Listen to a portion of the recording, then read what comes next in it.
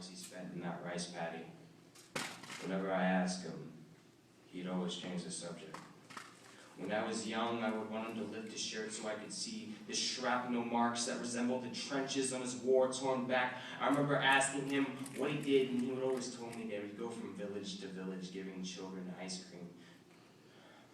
I found out what really went on. Sleeping under tanks at night in case of mortar strikes, staying up all night in a foxhole so the enemy couldn't sneak up behind you and slit your throat in the dead of night, watching your friends drop like a person with Parkinson's disorder holding a vase, or better yet, seeds dropping into the virgin earth and blossoming and growing into tombstones. Sure, you call them heroes, but they're forgotten, and not one of you can tell me one of their names. 3 tours later, he was home, and instead of thank yous, he was called a baby killer, a monster by the people who would stand up if you offered them drugs but wouldn't stand for our anthem, who'd stand up for the colors on a tie-dye shirt but wouldn't stand for red, white, and blue. He threw away his uniform because he wanted to forget, but it didn't help him. He'd still wake up in the middle of the night screaming. My sisters told me he'd wake him up in the morning to have him do guard duty around the house.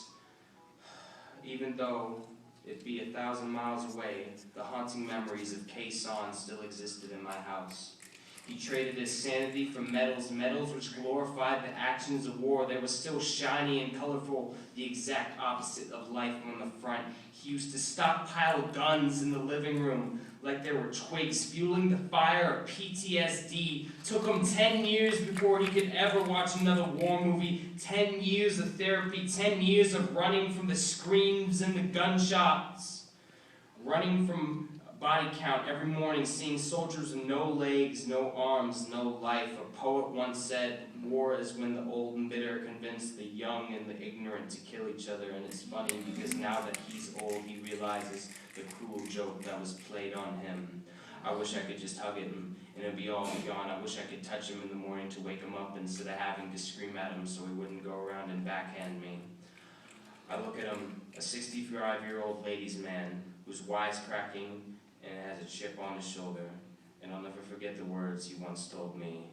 Son, I'll never let you know the true horrors I left back in Vietnam.